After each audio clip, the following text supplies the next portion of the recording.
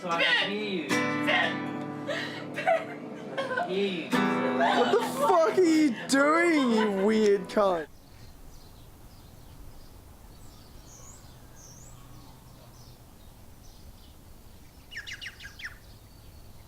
We are humans. We are greedy. That is a fact. You know, trying to run from our nature is like trying to run from the sun.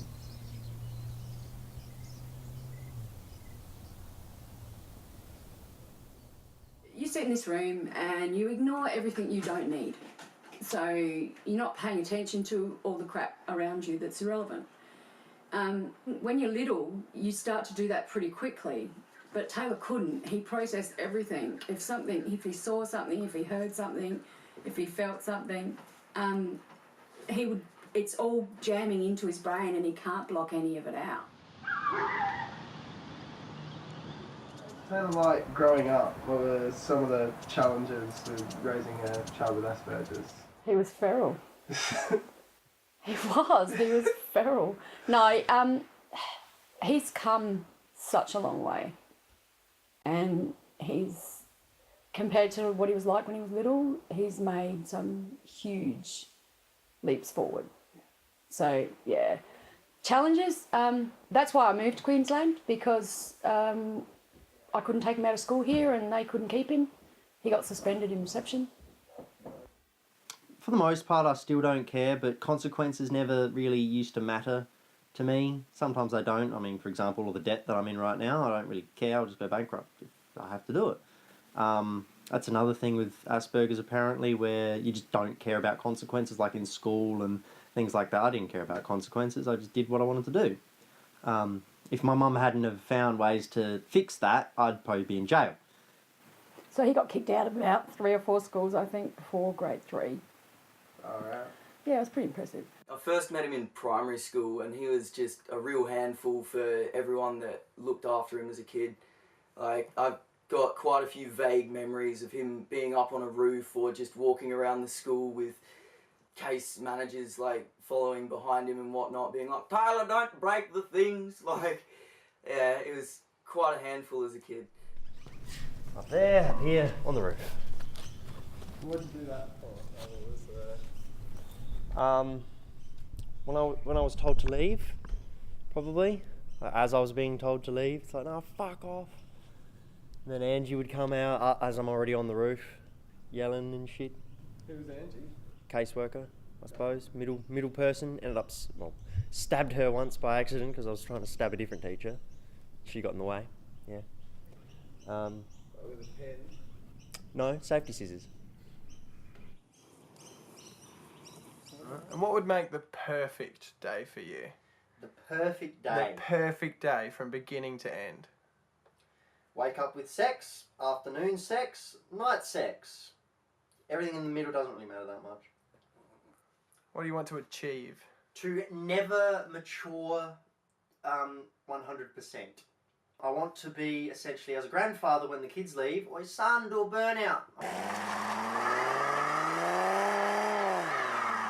I want to have high-powered cars and do burnouts until I retire. Only one wheel, mate. One wheel. It's only one wheel going. I also believe all politicians, when they are giving speeches or talking about issues, they should be drunk so they can't lie. What do you think happens when we die? Nothing.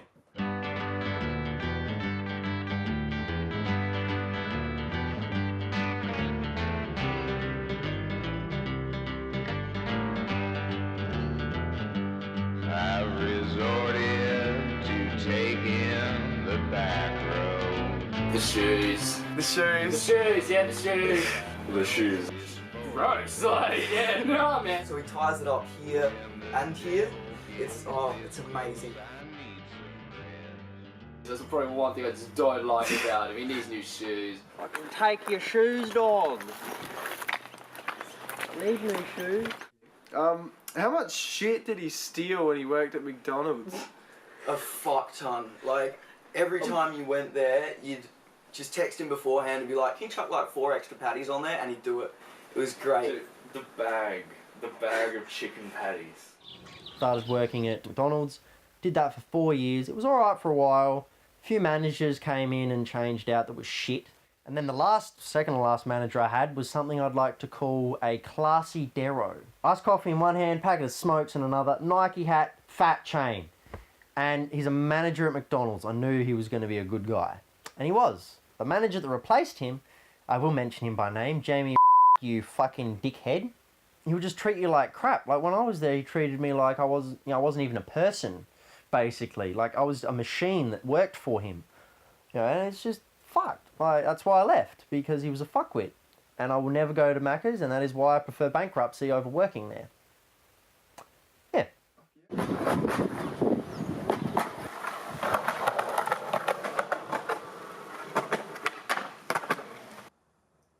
He's not held back by his fears as much as most people. Like, I've got pretty shitty social anxiety, so that sort of limits me from doing a lot of things in public, whereas Taylor's the opposite.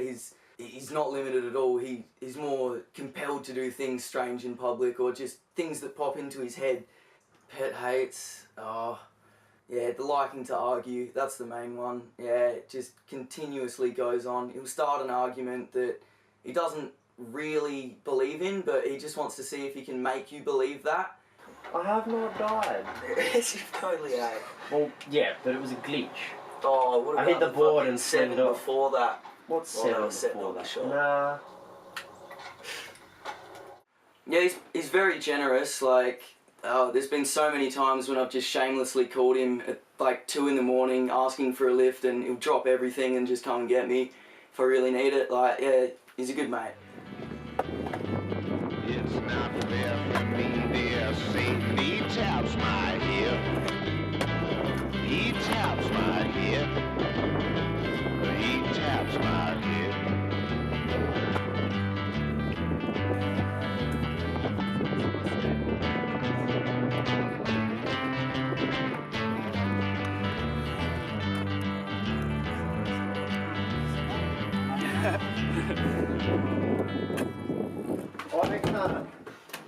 I can get up, dickhead. Boy, I'll fucking Right, naked dickhead. I can get up. Go on. Dude, what do you mean? Can you fuck off?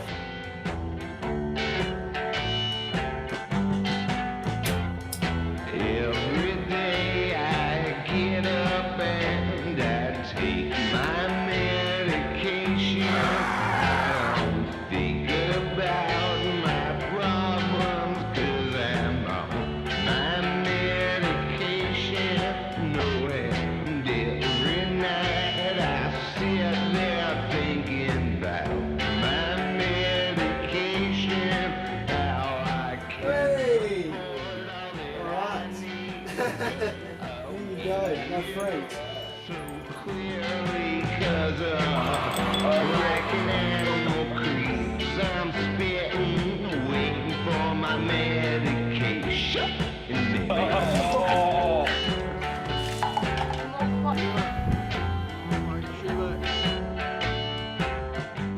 don't know, his brain is just different to everyone else's. He's just a wild card. Yeah. Is fucking, if you're bored, you call up Mashed Potaylor, get him Yeah. really drunk. He's really not that different. You know, he's a pretty, in a lot of ways, he's a very normal kid.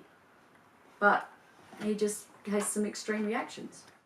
Since then, he's a lot more reserved. Like, he can take a lot more criticism, and just has better coping mechanisms for his anger issues, and just not understanding social situations or social cues. Like, he's getting better at that over time.